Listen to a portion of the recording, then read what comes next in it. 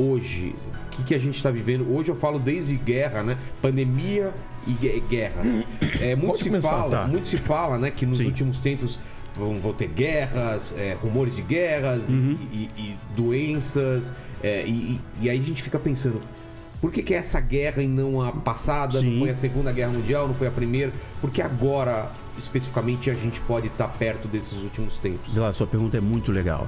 Acho que as pessoas, quando começam a se interessar por escatologia, sobre o fim dos tempos, a volta de Jesus, etc., elas fazem essa pergunta. Esse é o ponto de partida. Por que o que a gente está vivendo agora é sinal do fim dos tempos e não o que vivemos no passado foram sinais? A gente precisa entender o seguinte, se a gente olhar o século XX foi o século de guerras. Duas guerras que definiram, inclusive, a ordem hegemônica do mundo. O que a gente vive hoje é resultado direto... Exato, foi definido ali. E a ordem hegemônica influencia a cultura, influencia a economia, enfim, a sociedade é guiada por essa ordem política, ideológica, econômica, etc., financeira.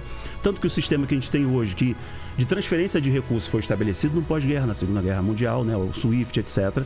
Tão falado. Moeda principal. Exato, que ampara essa ordem hegemônica. Exato. O século XX foi o século de guerras. Nós nunca tivemos na história da Primeira Guerra até agora a quantidade de guerras e guerras significativas que mexeu com a geopolítica local, regional e mundial como tivemos nos últimos tempos. Muito longe das guerras, a gente não fica tão afetado, sim, né? A gente sim. Nós vemos do outro lado. Exatamente. A gente não vê o impacto direto. Mas nós temos um aditivo, eu acho que quando a gente fala assim, guerra, a pessoa pensa, a guerra sempre teve, Primeira e Segunda Grande Guerra, tiveram guerras na história, etc. Na própria Antiguidade Bíblica. Anos, sim, muitas guerras, a Europa, tiveram muitas guerras. Mas quando entrou o elemento pandemia, teve uma conexão tanto das pessoas de limitação, de finitude, mas também de Bíblia.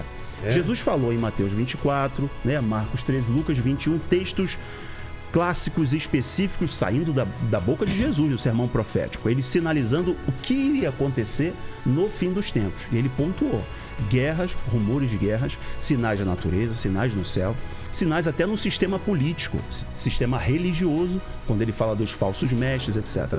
Então a gente tem hoje uma conjuntura que é inegável de que o mundo está estranho. Quem olha assim, sem ser uma visão bíblica cristã, fala, o mundo está muito estranho. Quem olha com uma visão bíblica, espiritual, fala assim, Jesus avisou que antes seriam eventos que antecederiam a sua vinda. Para quê? Para que as pessoas pudessem se voltar para ele, não para se desesperar, não para gerar um caos psicológico, medo e as pessoas se afastarem, mas que pudessem perceber que aquilo que ele prometeu iria se cumprir. Eu queria pontuar uma coisa aqui também. Só aproximar um pouquinho. Por que é diferente esse momento do momento das outras guerras? A Primeira e Segunda Guerra Mundiais foram guerras extraordinárias no sentido que matou muita gente, mas a Segunda Grande Guerra, ela termina quando a bomba atômica entra em cena. Exato. Quando os Estados Unidos soltaram as duas bombas, né, em Hiroshima e Nagasaki, acabou a guerra. Porque naquele momento eles perceberam que havia um elemento novo que podia destruir completamente os inimigos. Os outros não tinham isso. Hoje, nós estamos num tempo diferente, porque hoje todo mundo tem bomba atômica. Ou pelo menos assim. O mundo pode ser destruído as grandes logo após o final da Segunda Guerra, começou a Guerra Fria.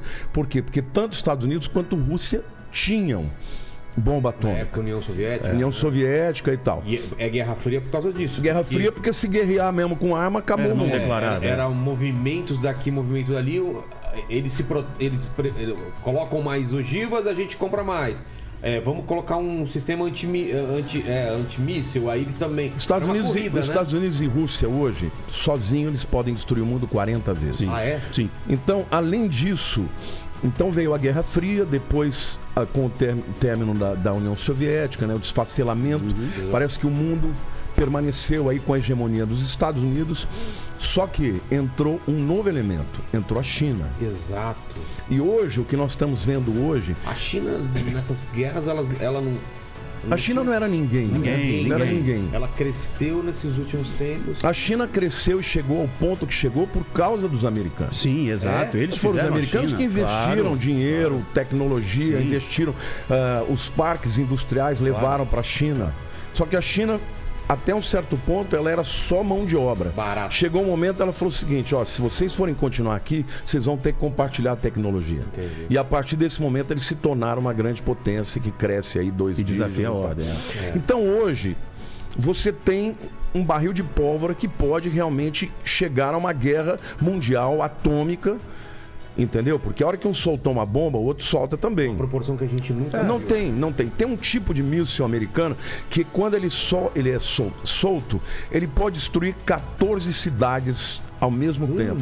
Um míssil. Ele se divide? Ele se divide. Quando a ogiva se abre, ela vai para 14 cidades diferentes. Então, hoje a União Soviética ela tem um míssil balístico transcontinental que voa na estratosfera. Então ele não pode... Satan 2. Satan 2. Ele não pode ser... Sim.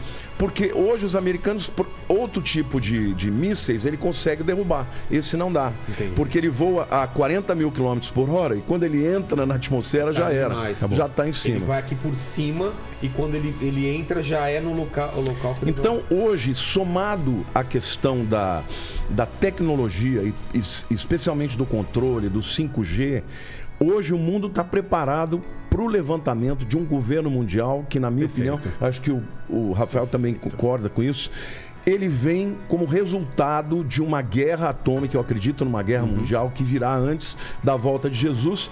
E o acordo de paz que vai precipitar o levantamento do anticristo, ele vem, na minha opinião, depois de uma guerra mundial.